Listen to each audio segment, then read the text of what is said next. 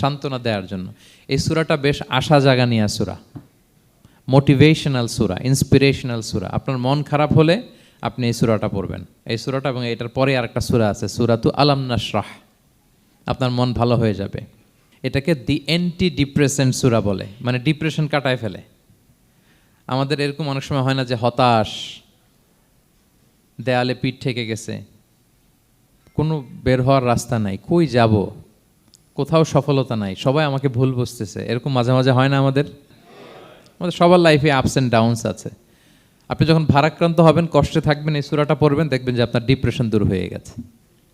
তো আল্লাহর হাবিব সাল্লাল্লাহু আলাইহি ওয়াসাল্লাম যখন এরকম ভারাক্রান্ত ছিলেন, চিন্তিত ছিলেন, তখন আল্লাহর হাবিব সাল্লাল্লাহু আলাইহি ওয়াসাল্লামকে চিন্তামুক্ত করবার জন্য আল্লাহ তাআলা এই চমৎকার সূরাটি নাজিল করেছেন।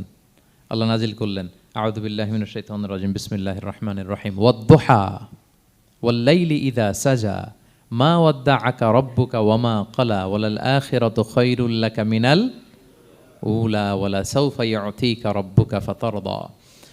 আল্লাহ তাআলা বললেন ওয়াদ-দুহা, আলোর শপথ। আমি একবার সরল বঙ্গানুবাদ করি, তারপর আমি তাফসিরে ঢুকছি। ওয়াদ-দুহা, আলোর শপথ। ওয়াল-লাইলি ইযা সাজা, রাতের শপথ, যখন রাত নিঝুম নিস্তব্ধ হয়। মা ওয়াদ্দাআকা রাব্বুকা ওয়া মা ক্বালা, নবী হে, আপনার রব আপনার উপর অসন্তুষ্টও হয় নাই, আপনাকে ছেড়েও যায় নাই, আপনার রব আপনার সাথেই আছে। আলহামদুলিল্লাহ। ফিল করবেন যে আল্লাহ আমার সাথে আছে, সবসময় এটা ফিল করতে হবে যে আল্লাহ তাআলা আমার সাথে আছেন, তিনি আমাকে ভুলে যান নাই, ছেড়ে যান নাই। আরে তার রহমত ছাড়া তো একটা শ্বাস নেওয়া তো আমার সম্ভব না, ঠিক কিনা বলেন? আল্লাহর রহমত ছাড়া একটি সেকেন্ড এই পৃথিবীতে সার্ভাইভ করা কি আমাদের পক্ষে সম্ভব না।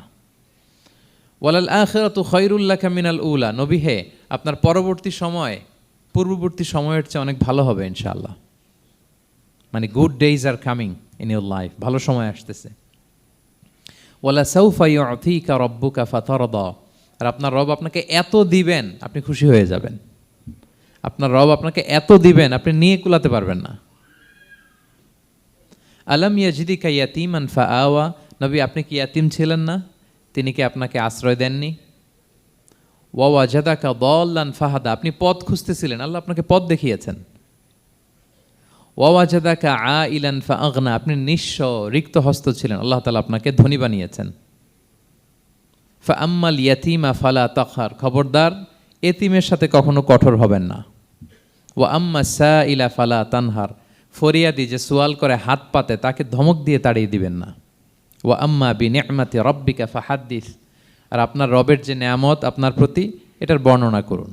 সুবহানাল্লাহ। এ হচ্ছে সরল অনুবাদ সূরাতুদ দুহার। এবার আসুন আমরা এটার তাফসিরে ঢুকি।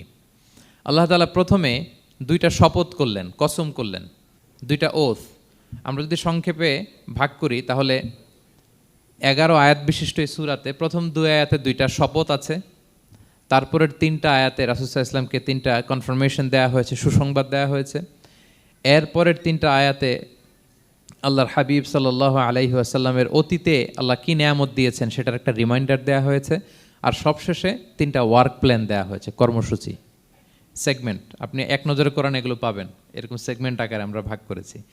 আই রিপিট, আমি আবারও বলছি, সূরা দোহার 11 আয়াত বিশিষ্ট এই সূরার প্রথম 2 আয়াতে 2টি শপথ, তারপরের 3 আয়াতে 3টি সুসংবাদ, তারপরের 3 আয়াতে অতীতে যে রাসূলকে নেয়ামত দেওয়া হয়েছিল সেটা স্মরণ করিয়ে দেওয়া, আর শেষ 3 আয়াতে 3টা ওয়ার্ক প্ল্যান, কর্মসূচি, রাসূল সাল্লাল্লাহু আলাইহি ওয়াসাল্লাম কী করবেন।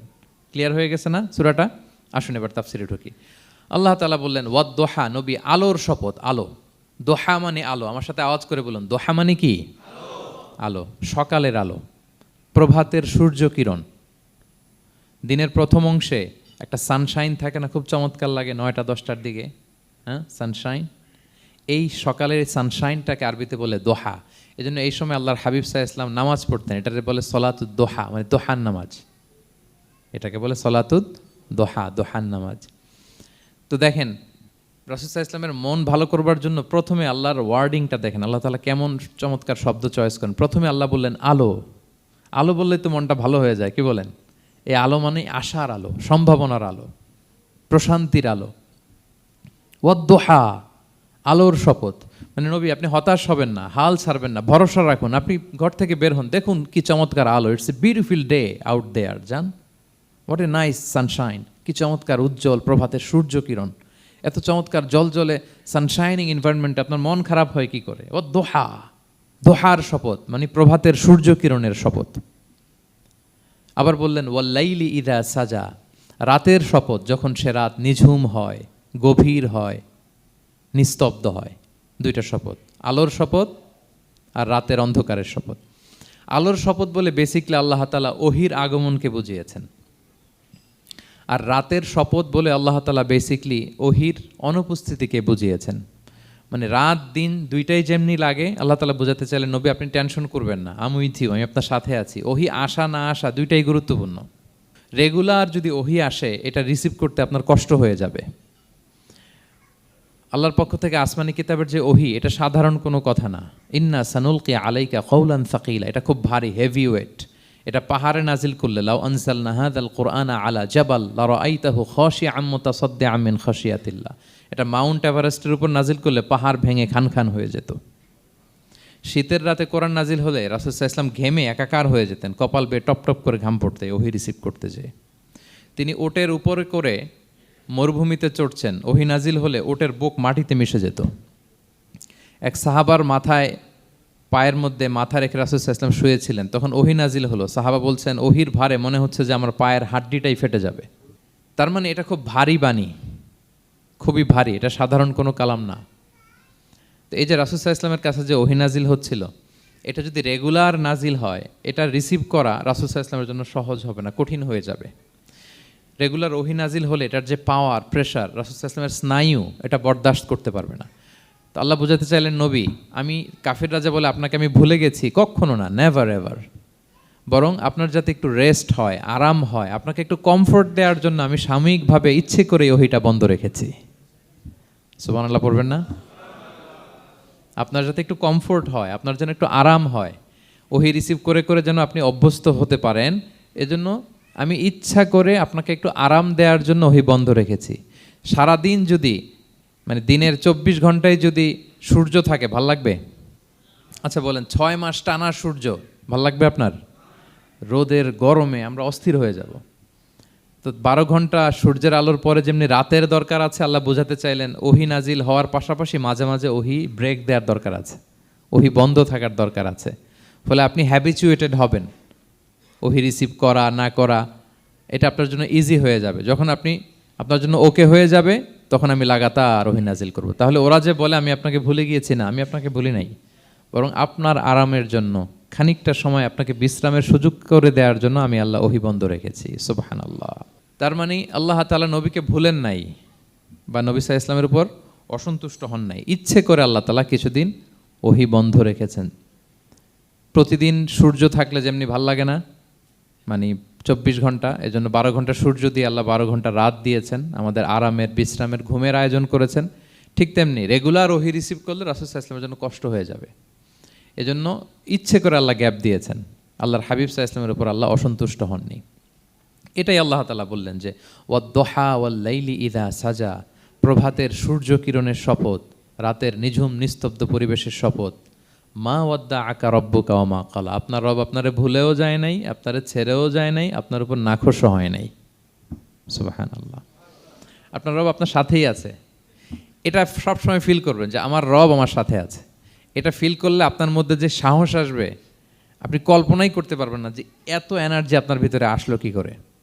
আপনারা খেয়াল করেছেন বছর খানিক আগে ভারতবর্ষের আমাদের এক বোনের সামনে কিছু সন্ত্রাসী, ওরা জয় শ্রীরাম জয় শ্রীরাম বলতেছিল, মনে আছে?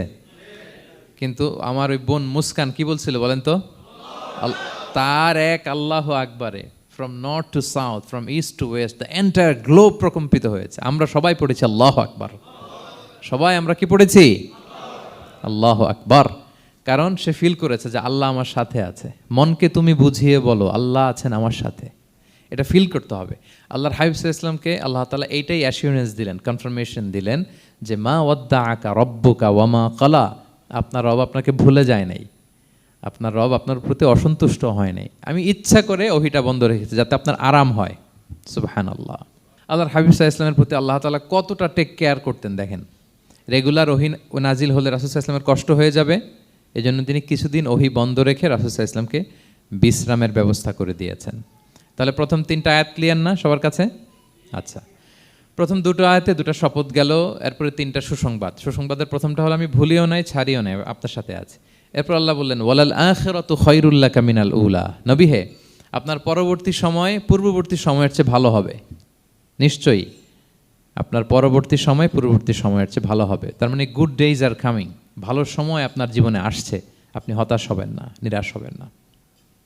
এরপর আল্লাহ তাআলা বললেন ওয়ালা সাউফা ইউতিকা রাব্বুকা ফাতারদা, নবী হ্যাঁ আপনার রব আপনাকে এত দিবে আপনি খুশি হয়ে যাবেন, আপনার রব আপনাকে এত নেয়ামত দান করবে আপনি আপনার রবের প্রতি সন্তুষ্ট হয়ে যাবেন। সুবহানাল্লাহ বিহামদি। এবং তাই হয়েছে। যারা আপনারা সিরাত পড়েছেন, যারা আল্লাহর হাবিব সাল্লাল্লাহু আলাইহি ওয়াসাল্লামের জীবনী নিয়ে ধারণা রাখেন, তারা দেখবেন যে আল্লাহ রাসূল সাল্লাল্লাহু আলাইহি ওয়াসাল্লাম যেখানেই মনে কষ্ট পেয়েছেন, বিষণ্ণ, চিন্তিত, তখনই আল্লাহ তাআলা রাসূল সাল্লাল্লাহু আলাইহি ওয়াসাল্লামের চিন্তা দূর করে রাসূল সাল্লাল্লাহু আলাইহি ওয়াসাল্লামকে সন্তুষ্ট করেছেন। যখনই রাসূল সাল্লাল্লাহু আলাইহি ওয়াসাল্লামের মনে কষ্ট, তিনি চিন্তিত, তখনই আল্লাহ তাআলা ওনাকে হ্যাপি করেছেন। কাইন্ড অফ রাসূলকে হ্যাপি করাই আল্লাহর কাজ, আল্লাহর হাবিব সাল্লাল্লাহু আলাইহি ওয়াসাল্লামকে হ্যাপি করাই আল্লাহ তাআলার কাজ। দেখেন কিভাবে আল্লাহ তাআলা আল্লাহর হাবিব সাল্লাল্লাহু আলাইহি ওয়াসাল্লামকে হ্যাপি করেছেন, একটু খেয়াল করে দেখেন। মক্কাতে যখন খুব জটিল অবস্থা, দাওয়াতি কাজ চালিয়ে নেওয়াটা রাসূল সাল্লাল্লাহু আলাইহি ওয়াসাল্লামের জন্য কষ্ট হয়ে যাচ্ছে, নমুসলিম সাহাবাদের উপর অত্যাচার, তখন আল্লাহর হাবিব সাল্লাল্লাহু আলাইহি ওয়াসাল্লাম দেখলেন যে এই মক্কার দুজনের একজনকে আমার চাই, তাদের একজন যদি ইসলামের ছায়াতলে আসে তাহলে ইসলামের পাল্লাটা ভারী হয়। কারা? একজন হচ্ছে ওমরে ফারুক আর একজন আবু জাহাল, দুজনের একজন তখন ইসলাম ধর্ম গ্রহণ করে নাই। তো রাসূল সাল্লাল্লাহু আলাইহি ওয়াসাল্লাম কেঁদে কেঁদে আল্লাহর কাছে ফরিয়াদ জানালেন, আল্লাহুম্মা আইজ্জাল ইসলামা বি আহাব্বি হাযাইন আর রাজুলাইন ইনদাক। আল্লাহ আমি কাউকে স্পেসিফিক তোমার কাছে চাই না, শুধু এটাই বলি, দুজন লোকের নাম বলবো, এই দুজন লোকের মধ্যে থেকে যাকে তোমার পছন্দ হয় তাকে তুমি ইসলামের ছায়াতলে এনে ইসলামকে শক্তিশালী করো। এক হচ্ছে আবু জাহাল, আরেক হচ্ছে ওমরে ফারুক। এই দোয়াটা তিনি করতে লাগলেন।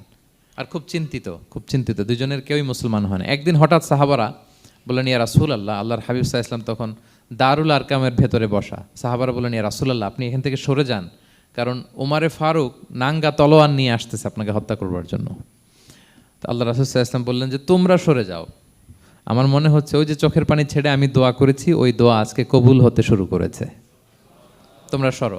ঠিকই ওমরে ফারুক রাদিয়াল্লাহু তাআলা আনহু আসলেন, এসে তিনি তলোয়ার রেখে দিয়ে বললেন আশহাদু আল্লা ইলাহা ইল্লাল্লাহ ওয়া আশহাদু আন্না মুহাম্মাদান আবদুহু ওয়া রাসূলুহু, আমি সাক্ষ্য দিচ্ছি আল্লাহ ছাড়া কোনো ইলাহ নেই এবং আপনি আল্লাহর প্রেরিত বান্দা এবং রাসূল। এই দৃশ্য দেখে রাসূল সাল্লাল্লাহু আলাইহি ওয়াসাল্লাম খুশি হয়ে গেলেন। ওয়ালা সাউফা ইউতিকা রাব্বুকা ফাতারদা, আল্লাহ বলেছিলেন যে নবী হে আপনাকে এত দিব, আপনার রব আপনাকে এত নেয়ামত দিবে, আপনি শুধু খুশিই হবেন, সন্তুষ্ট হবেন আমার প্রতি।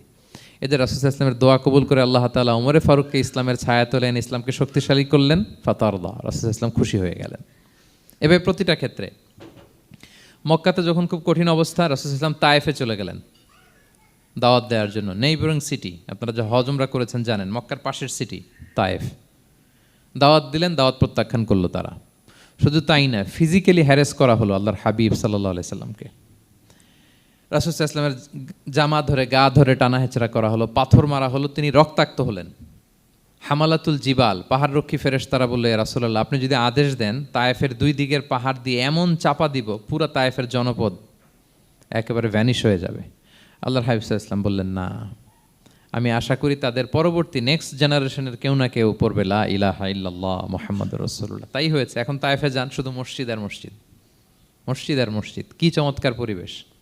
তায়েফে গেলে মনেই হবে না আরব দেশ। বৃষ্টি হয় প্রতিদিন, অনেক চাষাবাদ হয়, চমৎকার এলাকা, রাসূল সাল্লাল্লাহু আলাইহি ওয়াসাল্লামের দোয়ার বরকত। তো তায়েফবাসী দাওয়াত প্রত্যাখ্যান করলো। রাসূল সাল্লাল্লাহু আলাইহি ওয়াসাল্লাম গায়ের রক্ত পরিষ্কার করে নাখলা নামক খেজুরের বাগানে যায়েদ রাদিয়াল্লাহু তাআলা আনহুকে ফজরের নামাজ পড়তেছিলেন। আল্লাহর হাবিব সাল্লাল্লাহু আলাইহি ওয়াসাল্লাম যখন ফজরের সালাতে তেলাওয়াত করতে লাগলেন, একদল জিন পাশ দিয়ে যাচ্ছিল, তারা তাদের এলাকায় যেয়ে বলল ইন্না সামি'না কুরআনান আজাবা ইয়াহদি ইলা রুশদি ফাআমান্না বিহি। জিনেরা আগে আকাশের উপরে ওঠে, ফেরেশতারা কি বলে চুরি করে শুনে আসতো। হঠাৎ জিনেরা আর উপরে যেতে পারে না, উপরে যেতে চাইলেই ফাআতবাআহু শিহাবুন সাকিব, আগুনের পাথর মারা হয়। ঘটনা কি? সব জিনেরা বৈঠক বসালো। ঘটনা কি? আগে কত তথ্য আগেই জেনে যেতাম, জেনে গণকদেরকে বলতাম, গণকরা আমাদেরকে ধন্যবাদ জানাইতো। তো এখন তো আসমানের সিকিউরিটি এত বেড়ে গেল কেন? কারণ কি? ওই যে শেষ নবী আসার কথা যে মনে হয় চলে আসছে, দেখো তো কোথায় আসছে উনি। খুঁজতে খুঁজতে খুঁজতে একদল ওই দিন ফজরের সময় আল্লাহর হাবিব সাল্লাল্লাহু আলাইহি ওয়াসাল্লাম রক্তাক্ত হয়ে ফজরের সালাত যখন পড়তেছেন, ওই কোরআন তেলাওয়াত শুনে তারা এলাকায় যেয়ে বলল যে ইন্না সামি'না কুরআনান আজাব, এক আজীব কোরআন শুনে আসছি, ইয়াহদি ইলা রুশদি, এই কোরআন মানুষকে হেদায়েতের পথে নিয়ে যায়। ফা আমান্না বি, আমরা ঈমান এনে ফেললাম। সুবহানাল্লাহ পড়েন। তো রাসূল সাল্লাল্লাহু আলাইহি ওয়াসাল্লাম তো এটা জানেন না। আল্লাহ তাআলা জিবরাইল মারফত জানালেন যে হে নবী, আপনি এসেছিলেন ম্যানকাইন্ডকে দাওয়াত দিতে তায়েফের, তারা দাওয়াত গ্রহণ করে নাই, ম্যানকাইন্ড রিজেক্ট করেছে। কিন্তু আরেকটা জাতি আছে যাদেরকে আপনি দেখেন না, তাদেরকে বলে জিন কাইন্ড, মানে জিন জাতি। পুরো জিন জাতি কালিমা পড়ে মুসলমান হয়ে গিয়েছে নবী। বলে সাউফা ইউতিকা রাব্বুকা ফাতারদা, নবী আপনার রব আপনাকে এত নেয়ামত দিবেন আপনি খুশি হয়ে যাবেন। নবী সাল্লাল্লাহু আলাইহি ওয়াসাল্লাম ওইখানে আবার খুশি হয়ে গেলেন, রক্তাক্ত, ইনজুর্ড। কিন্তু যখন শুনলেন মানুষ জাতি তারা ঈমান আনে নাই, কিন্তু জিন জাতি তারা ঈমান এনেছে, আল্লাহর হাবিব সাল্লাল্লাহু আলাইহি ওয়াসাল্লাম আবার আনন্দিত হলেন। তাহলে আল্লাহর হাবিব সাল্লাল্লাহু আলাইহি সাল্লামকে আনন্দিত করাই হচ্ছে আল্লাহর কাজ, খুশি রাখাই হচ্ছে আল্লাহর কাজ। সুবহানাল্লাহি বিহামদি। আল্লাহর হাবিব সাল্লাল্লাহু আলাইহি ওয়াসাল্লামের বয়স যখন 50 বছর, ওনার কাছের দুজন আত্মীয় মারা গেল। ওনার প্রিয়তমা স্ত্রী খাদিজা রাদিয়াল্লাহু তাআলা আনহা ইন্তেকাল করলেন, ওনার প্রিয় চাচা আবু তালেব ইন্তেকাল করলেন। দুজনই শেল্টার দিত, একজন ঘরে একজন বাইরে। আবু তালেবের কারণে কেউ রাসূল সাল্লাল্লাহু আলাইহি ওয়াসাল্লামের গায়ে হাত তোলার সাহস পায় নাই। তো উনি যখন ইন্তেকাল করলেন, রাসূল সাল্লাল্লাহু আলাইহি ওয়াসাল্লাম বিপদে পড়ে গেলেন। সারাদিন কাফেরদের বকা ঝকা গালি খেয়ে ঘরে যখন আসতেন, খাদিজা রাদিয়াল্লাহু তাআলা আনহার কথা শুনলে ওনার হৃদয়টা প্রশান্ত হয়ে যেত। তো বাইরের চাচাও নাই, ভেতরের স্ত্রীও নাই, দুজনই মারা গেলেন ওই বছর। ওই বছরকে বলা হয় আমুল হুজন, মানে দুশ্চিন্তার বছর। এত ভারাক্রান্ত আল্লাহর হাবিব সাল্লাল্লাহু আলাইহি ওয়াসাল্লাম হলেন, চিন্তিত হলেন, মনটা ভেঙে খান খান। আল্লাহ তাআলা কিন্তু ঠিকই বুঝেন যে তার হাবিবকে কখন হ্যাপি করতে হবে। আল্লাহ তাআলা তখন সাইয়েদনা জিবরাইল আলাইহিস সালামকে পাঠালেন যে যাও, আমার বন্ধুকে আর পৃথিবীতে থাকার দরকার নাই, আমার বন্ধুকে ঊর্ধ্ব জগতের নৈশ ভ্রমণের ইনভাইটেশন দিয়ে আসো, মানে মেরাজের ইনভাইটেশন দিয়ে আসো। পড়েন সুবহানাল্লাহ।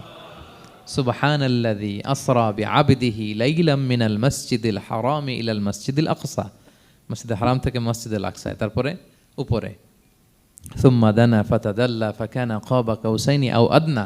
আল্লাহর আরশে চড়ে গেলেন, জান্নাত জাহান্নাম দেখিয়ে, নতুন কিছু গিফট দিয়ে, তার পেয়ারা হাবিবের মন ভালো করে এরপরে আবার দুনিয়ায় পাঠালেন।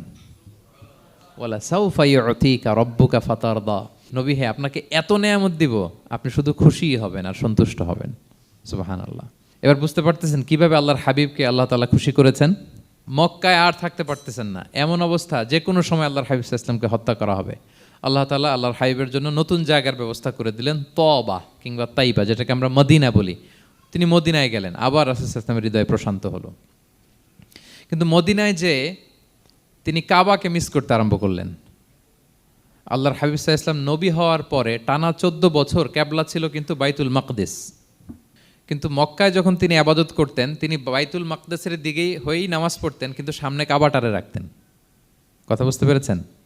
মক্কায় যখন তিনি নামাজ পড়তেন 13 বছর, কেবলা যেহেতু বাইতুল মাকদিসের দিকেই হয়ে নামাজ পড়তেন, কিন্তু মাঝখানে রাখতেন কোনটারে? কাবাকে। তাহলে কেমন যেন কাবাই তার সামনে। আচ্ছা, কিন্তু মদিনায় যখন গেলেন, এখন তো আর সুযোগ নাই, কাবা একদিকে, বাইতুল মাকদিস আরেক দিকে, এখন কাবাকে আর সামনে রাখা যাচ্ছে না, মিস করতে লাগলেন কাবাকে। আর প্রত্যেক নামাজের পরে আকাশের দিকে তাকায় থাকেন, ইস আল্লাহ যদি আয়াত নাজিল করে আমার জন্মস্থান যে মক্কা, আমার পূর্বপুরুষ ইব্রাহিম আলাইহিস সালামের যে ওই কাবার দিকে যদি ক্যাবলাটা ঘুরাই দিত, কতই না ভালো হতো। আল্লাহ বলেন যে আপনি যে কদ নারা তাকাল্লুবা ওয়াজহিকা ফিস সামা, নবী আপনি যে আকাশের উপর চেহারা উঠিয়ে মনে মনে কি চান আমি তো বুঝি। আল্লাহর হাবিব সাল্লাল্লাহু আলাইহি ওয়াসাল্লামকে খুশি করার জন্য আল্লাহ আয়াত নাজিল করলেন, ফাওয়াল্লি ওয়াজহাকা শাতরাল মাসজিদিল হারাম। নবী হ্যাঁ, আপনাকে খুশি করার জন্য নতুন বিধান নাজিল করলাম। এখন থেকে, ফ্রম রাইট নাও, আপনি যখনই নামাজ পড়বেন এখন থেকে কাবামুখী হয়ে আপনি সালাত আদায় করবেন। তাহউইলুল কিবলা, কিবলা পরিবর্তন হয়ে গেল। সুবহানাল্লাহি বিহামদি। আপনারা মসজিদে নববীর পাশে মদিনাতে একটা মসজিদ দেখবেন, এটাকে বলে মসজিদ যুল কিবলাতাইন। এমন মসজিদ যে মসজিদে এক নামাজে 2 কিবলা শেয়ার করা হয়েছিল। মানে এই আয়াত যখন নাজিল হলো, আল্লাহর হাবিব সাল্লাল্লাহু আলাইহি ওয়াসাল্লামের সাথে একজন নামাজ পড়ে যে ওই মসজিদে যে দেখে কিছু লোক নামাজ পড়তেছে ওই বাইতুল মাকদিসের দিকে হয়ে, কারণ তখন পর্যন্ত ওইটাই কিবলা। তিনি নামাজরত অবস্থায় এদেরকে বললেন যে তোমরা তো জানো না এইমাত্র আয়াত নাজিল হয়েছে, কিবলা কিন্তু আর ওই দিক নাই, ডাইরেকশন চেঞ্জ, এদিকে হয়ে যাও। তো ইমাম সহ মুসল্লি সব ঘুরে নামাজের মধ্যে ওইদিকে হয়ে গেছে। তাহলে একই নামাজে 2টা কিবলা শেয়ার করা হয়েছে, ফলে তখন থেকে মসজিদের নাম হয়ে গেছে মসজিদ যুল কিবলাতাইন, 2 কিবলাওয়ালা মসজিদ। তাহলে দেখেন আল্লাহর হাবিব সাল্লাল্লাহু আলাইহি ওয়াসাল্লামকে খুশি করার জন্য আল্লাহ তাআলা কিবলা চেঞ্জ করে দিছে। সুবহানাল্লাহ বলতে পারলেন না? এভাবে যখনই আল্লাহর হাবিব সাল্লাল্লাহু আলাইহি ওয়াসাল্লাম বিষণ্ণ, চিন্তিত, মন খারাপ, ওনার মন ভালো করার দায়িত্ব নিয়েছে কে? জিবরাইল এসে শোনাতে লাগলো, আগের জামানায় কেউ 500 বছর 700 বছর হায়াত পেয়েছে। বনি ইসরাইলের অনেক মুজাহিদ 1000 বছর জেহাদ করেছে। কয় হাজার বছর? জেহাদি করছে 1000 বছর। আমরা হায়াত পাই কয় বছর? আমাদের হায়াত কয় বছর অন অ্যান অ্যাভারেজ? 60-70।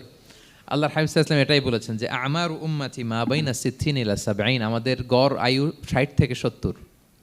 ওয়া আকাল্লুহুম মা ইয়াজুজু যালিক, আর সামান্য অল্প সংখ্যকই মানুষ এটাকে ক্রস করতে পারে।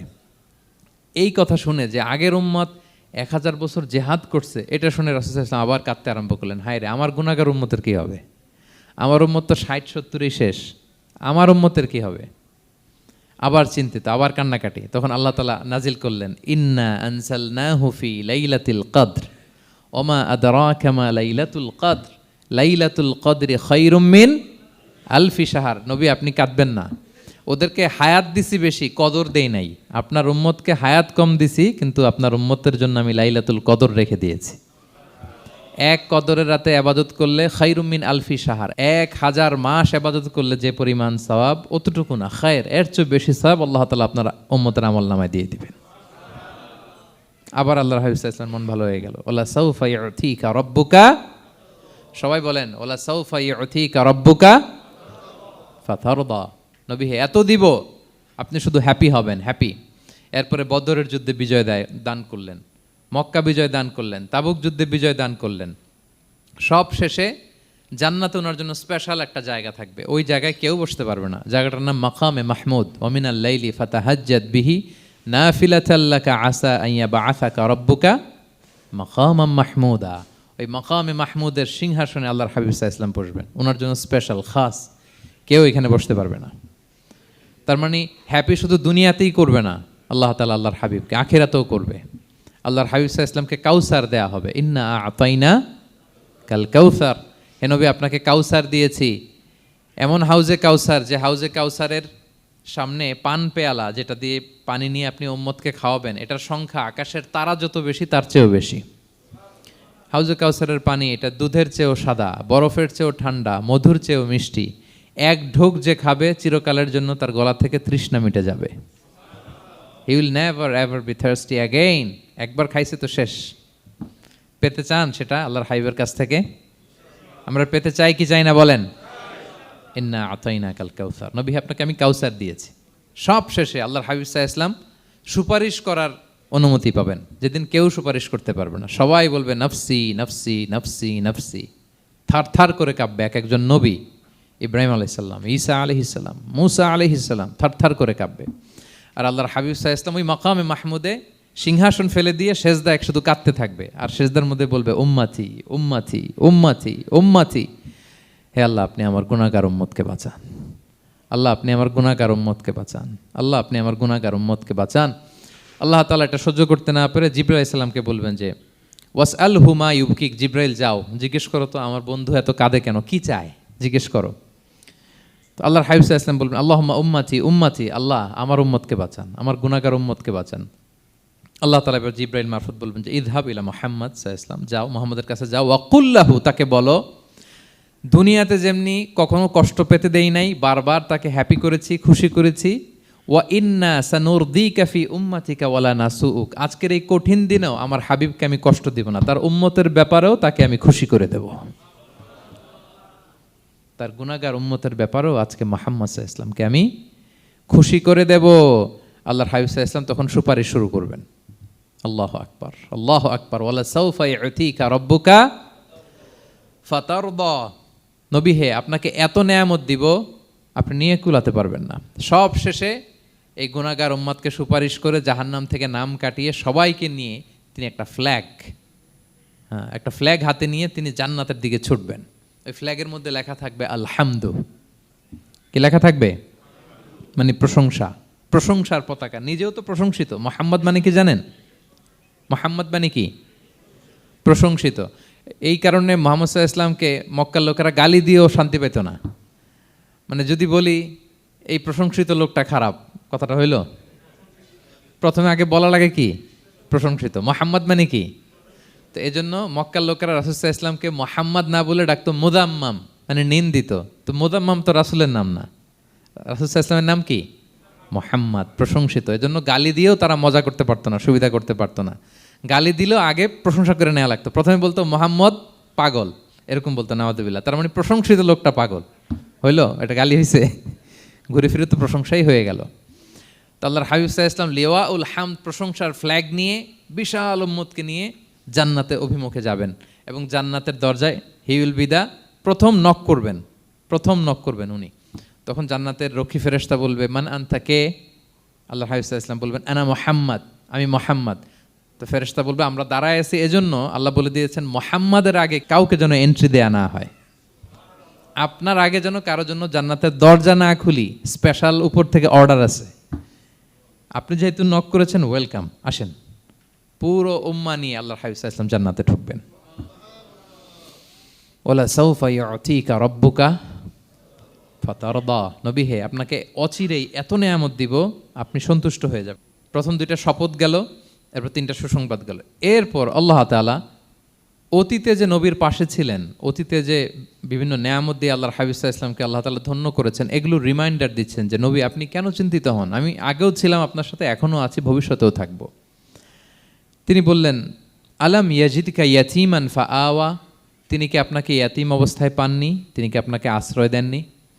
আপনারা জানেন আল্লাহর হাবিব সাল্লাল্লাহু আলাইহি ওয়াসাল্লাম যখন মায়ের পেটে, তখনই তার পিতা দুনিয়া থেকে ইন্তেকাল করেছেন। মায়ের পেটে তার বয়স হচ্ছে 6 মাস, দুনিয়াতে আসেননি আল্লাহর হাবিব সাল্লাল্লাহু আলাইহি ওয়াসাল্লাম রাহমাতাল লিল আলামিন। মায়ের পেটে থাকা অবস্থায় বাবা হারিয়েছেন, দুনিয়াতে আসলেন 6 বছর বয়সে তিনি মাকে হারিয়েছেন। কয় বছর বয়সে? 6 বছর। তারপর মায়ের ইন্তেকালের পরে দাদার কাছে, আব্দুল মুত্তালিবের কাছে লালিত পালিত হতে লাগলেন।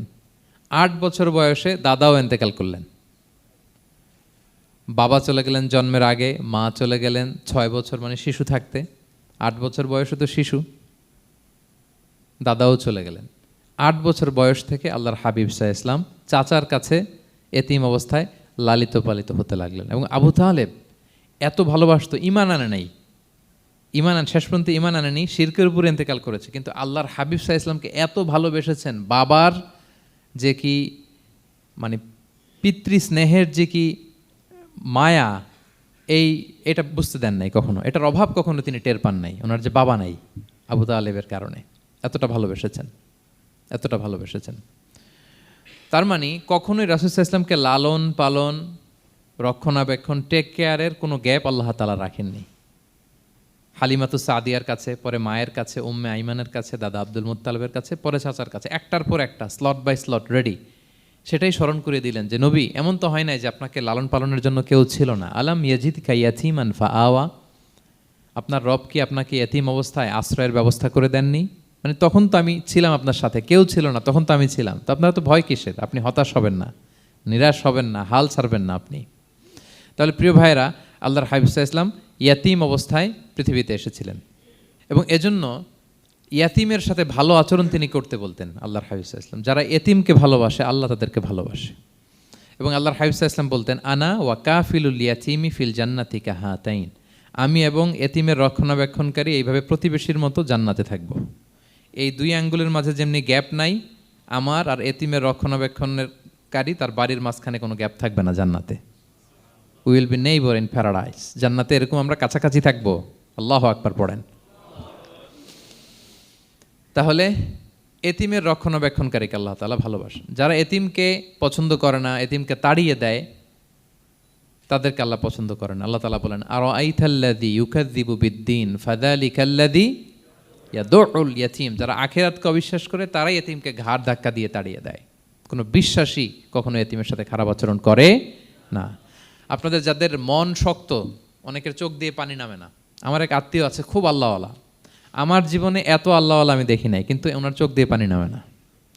বারবার এসে আমারে বলে যে মিজান কি করবো বলো, তুমি একটু মোনাজাত ধরো। আমার মনে আছে আমি ওনাকে নিয়ে মোনাজাত ধরতাম, তো ওনার কান্না আসে না চোখ দিয়ে।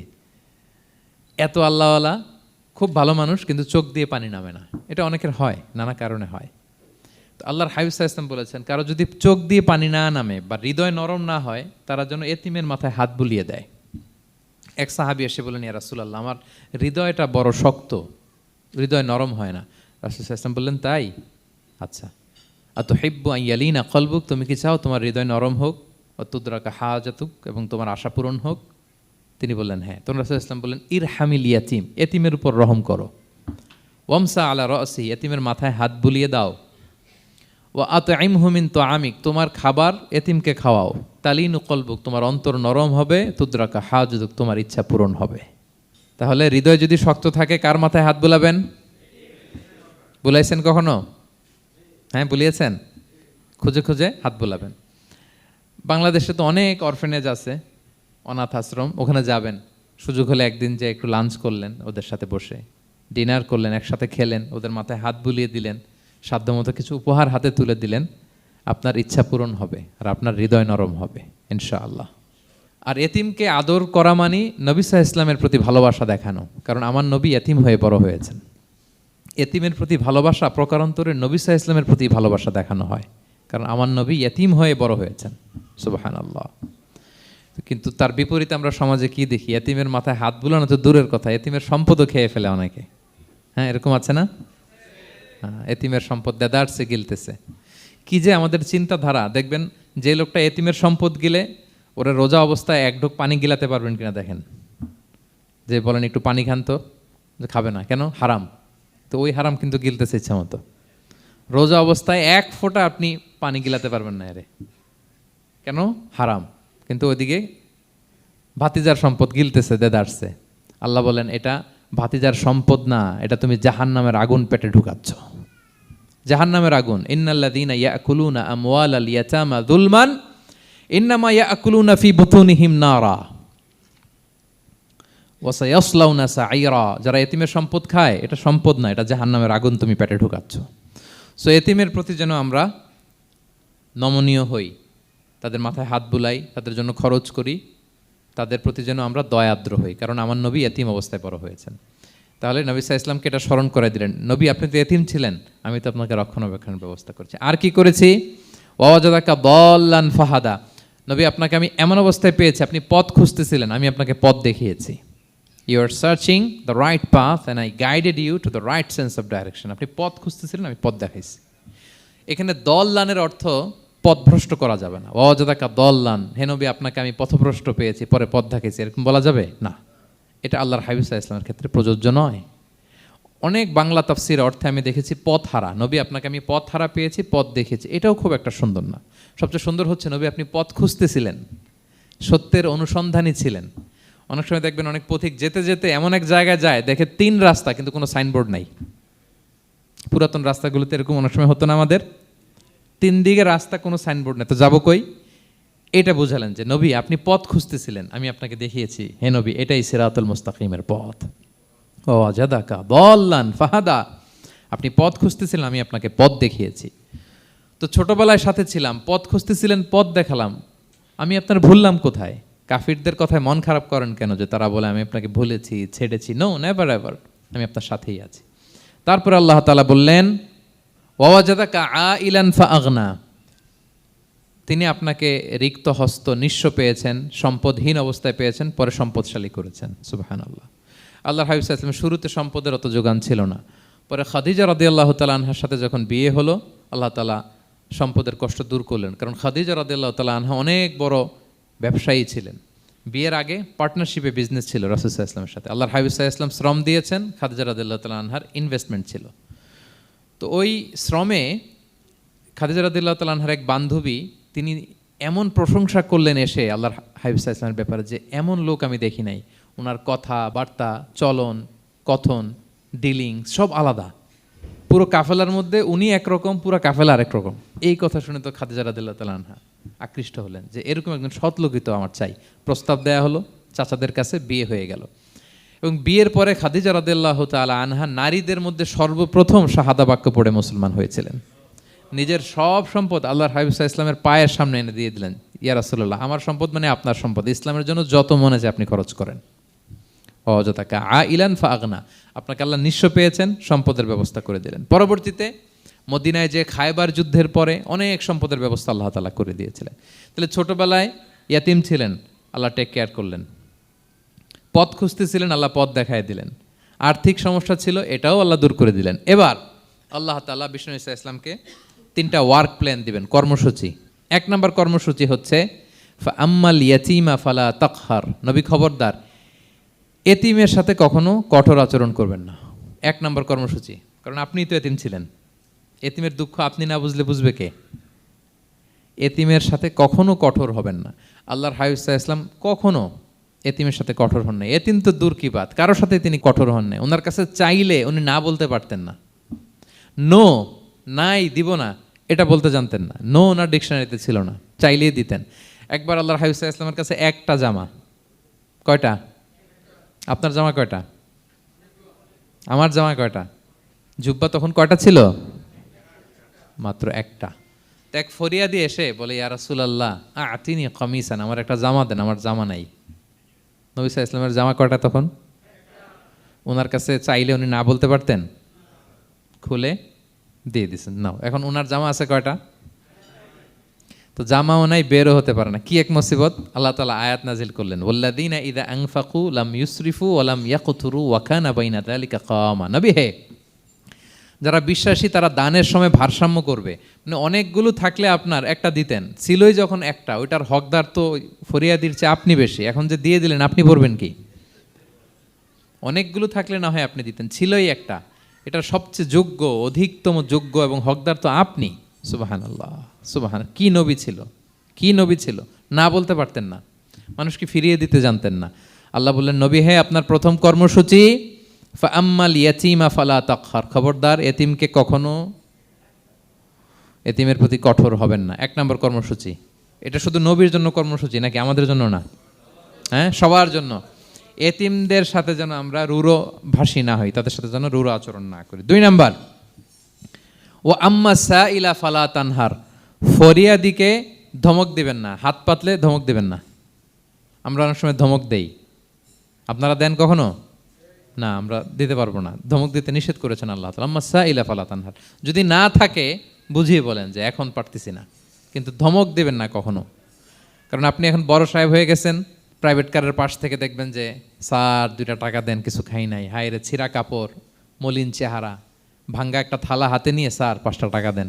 আল্লাহ আপনারা স্যার বানাইছে আর ওরে বানাইছে ভিখারি। আচ্ছা বলেন তো, জায়গাটা চেঞ্জ করতে আল্লাহর কত সময় লাগে? ওরে ভিতরে বসায় স্যার বানাবে আর আপনারে ভাঙ্গা একটা থালা দিয়ে এরকম ওই যে টোল টোল যেখানে নেয় ওখানে দাঁড় করাবে। বলেন আল্লাহর কয় সেকেন্ড লাগবে? লাগবে? লাগবে? 1 সেকেন্ডও লাগে না। সো ও আম্মা সাইলা ফালা তানহার। ফরিয়াদিকে ধমক দিয়ে তাড়িয়ে দিও না, খবরদার। ওকে আল্লাহ ফরিয়াদি বানিয়ে পরীক্ষা করছে, আর তোমাকে আল্লাহ সম্পদশালী বানিয়ে পরীক্ষা করছে। তাহলে 1 নম্বর কর্মসূচি ছিল এতিমের সাথে রূঢ়ভাষী হবেন না। 2 নম্বর হচ্ছে ফরিয়াদিকে ধমক দিবেন না। 3 নম্বর, ওয়া আম্মা বিনি'মাতি রাব্বিকা ফাহাদ্দিস। আল্লাহ তাআলা আপনাকে যে নেয়ামত দিয়েছে, এই নেয়ামতের আপনি কি করেন? বর্ণনা করেন। ওয়া আম্মা বিনি'মাতি রাব্বিকা ফাহাদ্দিস। আল্লাহ নেয়ামতের বর্ণনা করেন, শুকরিয়া করেন। কারণ আল্লাহ তাআলা আমাদের অনেককে ইয়াতিম বানায় নাই, আমাদেরকে ফরিয়াদি বানায় নাই। আমরা অনেকেই আছি, আমরা এখনো ইয়াতিম না। আমার আব্বা আম্মা এখনো বেঁচে আছেন, আমাদের অনেকের আব্বা আম্মা বেঁচে আছেন। ইয়াতিম মূলত ছোট অবস্থায় যদি বাবা মারা যায় তাকে আরবিতে ইয়াতিম বলে। মান মাতা আবুহু ওয়া হুয়া সগীর। কেউ ছোট, তার বাবা মারা গেছে, তাকে শরীয়তের পরিভাষায় কি বলে? ইয়াতিম। তা আমরা অনেকেই তো ইয়াতিম না, আমরা অনেকেই তো অন্যের কাছে হাত পাতা লাগে না। তো আমরা ভালো আছি না? আমাদের দেখবেন যে প্রায় হিসাবটা হচ্ছে আমার কি নাই। আমাদের হিসাবটা কি? কি নাই, কি যে আছে এটার হিসাব করে কুলানোও যাবে না, ঠিক কিনা বলেন? হ্যাঁ, ঠিক যেই মুহূর্তে এখানে বসে আমরা এই চমৎকার ইফতারি নিয়ে বসে আছি, ঠিক একই মুহূর্তে দেখবেন যে হসপিটালের আইসিইউতে শুয়ে শুয়ে কাতরাচ্ছে অনেকে। হ্যাঁ, ঠিক এই মুহূর্তে কিডনি ডায়ালিসিস চলতেছে, দেখছেন? কিডনি পেশেন্ট, এদিকে ছিদ্র করে ব্লাড সব বের হয়ে রিফাইনিং হয়ে আরেক দিক দিয়ে ঢুকে। ওর চিৎকার শুনলে, বার্ন ইউনিটে গেছেন কখনো? আগুনে পোড়া রুগী, আপনার তো অনেক কিছু নাই, আমার এটা নাই, ওইটা নেই, আল্লাহ এটা দিল না, এটা নিয়ে আসেন। আপনি বার্ন ইউনিটে একদিন যায়েন, তাহলে বুঝবেন যে আল্লাহ আপনারে কত শান্তিতে রেখেছে। না খেয়ে কয় রাত কাটিয়েছি আমরা, বলেন তো? কত লোক বাড়ি ভাড়া পরিশোধ করতে পারে না, ঋণের বোঝায় জর্জরিত, দুরারোগ্য ব্যাধিতে আক্রান্ত, ক্যান্সারের লাস্ট স্টেজে। তাদের সাথে একটু দেখা করেন, ফোর্থ স্টেজে চলে আসছে ক্যান্সার পেশেন্ট। তার চেহারা, তার খাবার, তার চলাফেরা, কিভাবে তার প্রতিটা সেকেন্ড কাটে, একটু দেখে আসবেন, তাইলে বুঝবেন যে কত আল্লাহর দেয়া নেয়ামতের সাগরে হাবুডুবু খাই আমরা। এজন্য আল্লাহ বলেছেন 3 নম্বর কর্মসূচি হচ্ছে ওয়া আম্মা বিনি'মাতি রাব্বিকা ফাহাদ্দিস, আল্লাহর নেয়ামতের শুকরগুজার হও। আল্লাহ যে নেয়ামত দিয়েছে এই নেয়ামত তুমি বর্ণনা করো। অনেকে আছে আল্লাহর নেয়ামত দিলে ওটা প্রকাশ করতে চায় না, এটা আল্লাহ পছন্দ করে না। মানে আপনি যদি অনেক সম্পদশালী হন, আপনি সুন্দর পরিচ্ছন্ন জামা পরবেন, মানুষকে দান করবেন, আপনার বাড়ি ঘর সুন্দর হবে, এটা নিষেধ নয়, এটা ভালো। আপনি আল্লাহর দেয়া নেয়ামত ব্যবহার করতে পারবেন এবং বলতেও পারবেন, কিন্তু শুকরান লা ফখরান, শুকরিয়া স্বরূপ বলবেন, ফখর করে, অহংকার করে না। বলতে পারেন আলহামদুলিল্লাহ, আল্লাহ তাআলা আমাকে 4টা ছেলে দান করেছে, 4 জন হাফেজ, আল্লাহ তাআলা আমাকে থাকার মতো একটা ঘর দিয়েছে, একটা বাড়ি দিয়েছে, একটা গাড়ি দিয়েছে, সম্মান নিয়ে সমাজে চলার মতো আল্লাহ তাআলা আমাকে দিয়েছেন। এটা যদি আপনি শুকরিয়া স্বরূপ বলেন, এটাতে সমস্যা নেই, কিন্তু অহংকার নিয়ে বলা যাবে না। ইন্নাল্লাহা ইউহিব্বু আইয়ারা আসারা নি'মাতিহি আলা আবদিহি, আল্লাহ তাআলা যে নেয়ামত তার বান্দাকে দিল, ওইটার একটা নমুনা দেখতে আল্লাহ পছন্দ করে। আল্লাহ বানাইছে আপনার বিলিয়নিয়ার, আপনি হচ্ছেন ছেঁড়াপাড়া জামা পরে চলেন, হবে? বানাইছে আল্লাহ তাআলা আপনাকে অনেক সম্পদশালী, আপনার চলা ফেরা কোনো রুচিই নাই, এটা হইল না। আল্লাহ চায় যে তোমার যে নেয়ামত দিছে এটার একটা নমুনা তোমার মধ্যে থাক, এটাও শুকরগুজার হওয়ার একটা আলামত। তাহলে 3 নম্বর কর্মসূচি কি? ওয়া আম্মা বিনি'মাতি রাব্বিকা ফাহাদ্দিস, আল্লাহর নেয়ামতের শুকরগুজার হও, আল্লাহ তাআলা যে নেয়ামত দিয়েছে সেটা বর্ণনা করো। তাহলে প্রিয় ভাইয়েরা, সূরাতুদ দোহা এটা হচ্ছে একটা মোটিভেশনাল সূরা, আশা জাগানিয়া সূরা, অ্যান্টি ডিপ্রেশন বলি আমি এই সূরাটাকে। ডিপ্রেশন থাকলে চলে যাবে, কারণ ওয়ালাল আখিরাতু খায়রুল লাকা মিনাল উলা, হে নবী আপনার পরবর্তী সময় আপনার পূর্ববর্তী সময়ের চেয়ে ভালো। সবসময় আশাবাদী হবেন। সূরা দোহার 1 নম্বর শিক্ষা হচ্ছে বি অপটিমিস্টিক, মানে অপটিমিজম, আশাবাদী হওয়া, নিরাশ হওয়া যাবে না। বিশ্বাসীদের, মুমিন মুসলিমের ডিকশনারিতে হতাশা নিরাশা নাই, আমার ডিকশনারিতে অন্তত নাই, আপনাদের আছে কিনা জানি না। আজকে থেকে বলেন, আপনাদের ডিকশনারিতে হতাশা নিরাশা রাখবেন? আমাদের কোনো হতাশা নাই, নিরাশা নাই, কারণ আমরা যে পরিস্থিতিতে থাকি না কেন আমাদের সাথে কে আছেন? লা তাহজান ইন্নাল্লাহা মা'ানা, চিন্তিত হয়ো না, আল্লাহ আমার সাথে আছেন। আল্লাহ আমার সাথে আছেন বললেই দেখবেন মুস্কানের মতো এক তাকবীর আপনার মুখ দিয়ে বেরোচ্ছে, এমন এনার্জি বেরোচ্ছে, গোটা বিশ্ব আপনি জয় করে ফেলবেন তখন। এটাই আমাদের সবচেয়ে বড় পাওয়ার। আমাদের সাথে কে আছে? ইন্নাল্লাহা মা'ানা, আল্লাহ তাআলা আমাদের সাথে আছেন। তাহলে সূরা দোহার আজকের তাফসীরের 1 নম্বর লেসন হচ্ছে optimism. Believer should be optimistic always.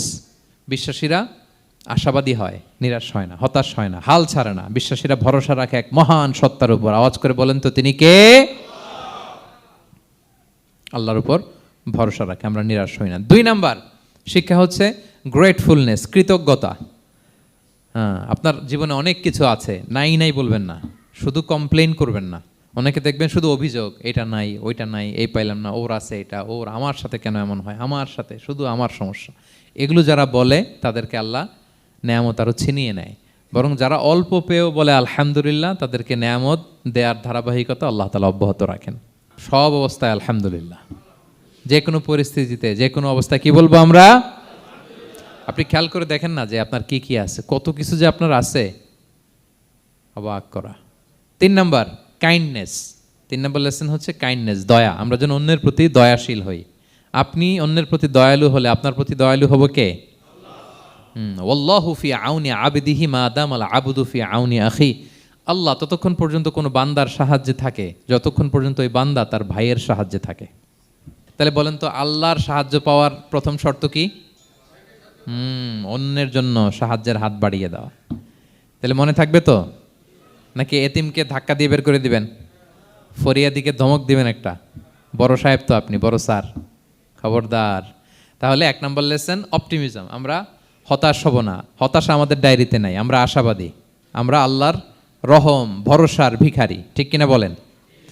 2 number lesson হচ্ছে গ্রেটফুলনেস। আমরা সবসময় আল্লাহর প্রতি শুকরগুজার হব, কৃতজ্ঞ হব। আল্লাহর হাবিব সাল্লাল্লাহু আলাইহি ওয়াসাল্লাম বলতেন, আল্লাহুম্মা জাআলনি সাবুরা ওয়া জাআলনি শাকুরা ওয়া জাআলনি ফি আইনি সগীরা ওয়া ফি আয়ুনিন নাসি কাবীরা। আল্লাহ আপনি আমাকে ধৈর্যশীল বান্দা বানান, আপনি আমাকে শুকরগুজার বানান।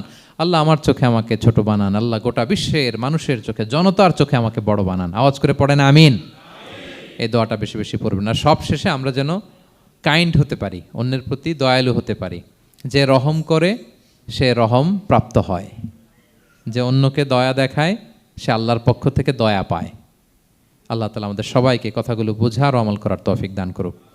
হাযা মা ইনদি ওয়াল ইলমু ইনদাল্লাহি আলাইহি তাওয়াক্কালতু ওয়া ইলাইহি উনীব। আসসালামু আলাইকুম ওয়া রাহমাতুল্লাহি ওয়া বারাকাতুহু।